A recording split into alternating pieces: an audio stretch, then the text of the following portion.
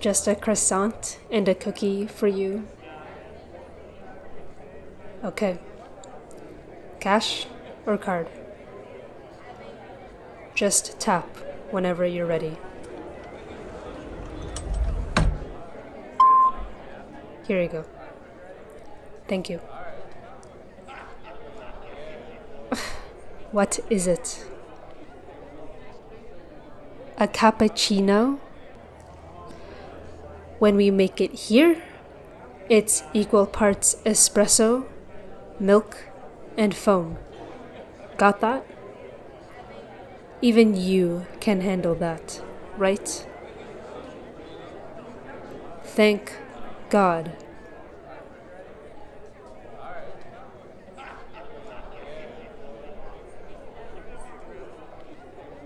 Not sure why this many people are still ordering coffees at this time of night. But whatever. Finish up that coffee. I'll get started on cleaning and I'll review how to close.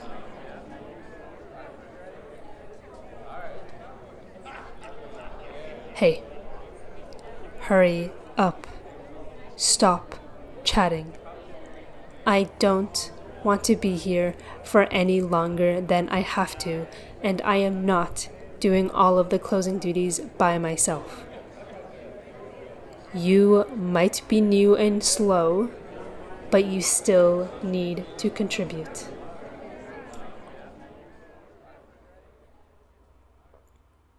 Everyone's gone? Great. Go to the door and lock it. We don't want anyone else coming in. God, if you did everything else with as much urgency as you did with locking a door, maybe we wouldn't still be here. Ideally, we are out of here as fast as possible, but we were not efficient at the end. We already covered everything yesterday, so I'll just go over it in case you don't remember. Tidy everything up on the counters, wash everything in the sink, and throw away the trash. Spray and wipe the counters. For the pastries, we put them in bags and they go in the fridge. Sweep, lock up, simple. Yes, you can ask me a question. When I was training you, I said there are no stupid questions. That mostly holds true. We've already established that we don't like each other. But ask me whatever you need if it'll help you get better at your job. If you know what you're doing, then there's less of a chance you'll mess something up only for me to fix. That's the last thing I want to do ever. And it does not matter who you are. For the pastries, the reason why we put them in the fridge is not because we want to try and sell them tomorrow.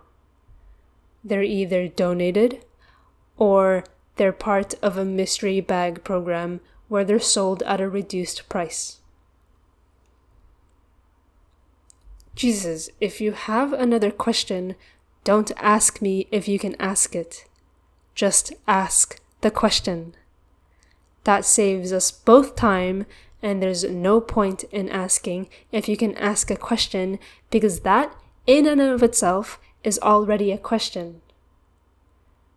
But yes, again, you can. Now this is a stupid question.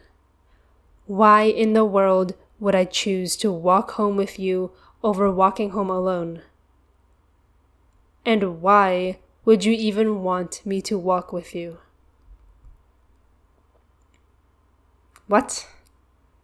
Who was making you uncomfortable? Was it that person wearing the flannel? The one that just left? God, these people. Was that why you were so quick to lock the door? Christ. Sorry. That's my bad.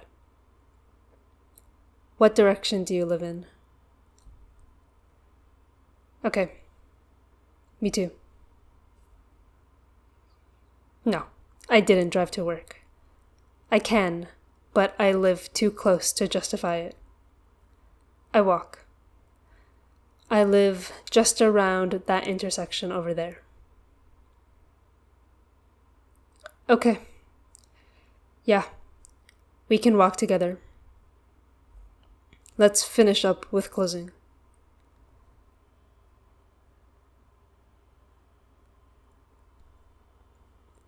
Everything looks good.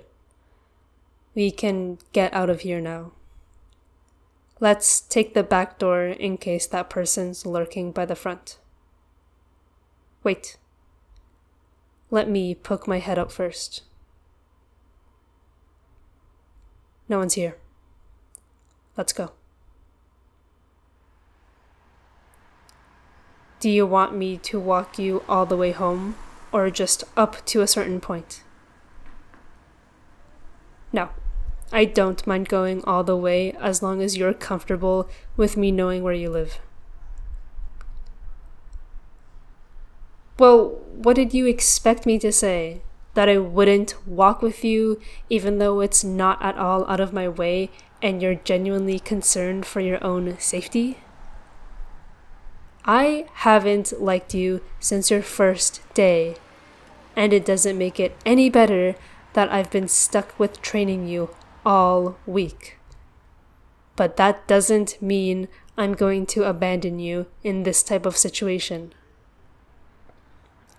If you asked me for something else, like for relationship advice, then I would just ignore you. But when that person was still in the shop and I told you to hurry up and stop chatting,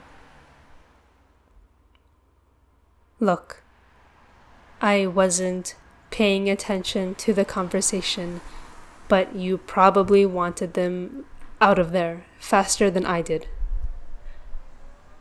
So, I'm sorry for giving you attitude when I didn't have the full context. Wow! You actually asked a question without asking if you could ask it first. I don't know why you're wondering. But no, I don't really like my job. It reminds me too much of a stupid family member of mine. Not a barista, but a bartender. Arguably, but not really, a worse environment to be in for an equally horrible person. Not like it's undeserved. Ha!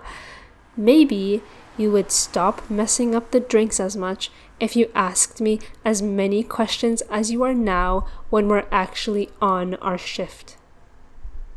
What's with your sudden curiosity about me? Actually, I don't really care. Do you really want to know why I'm mean to you? Don't blame me if you're fragile and your feelings get hurt.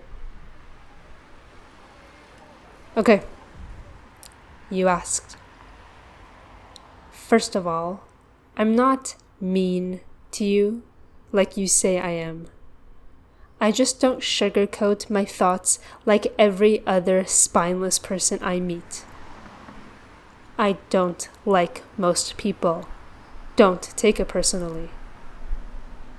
And most new hires are obnoxious.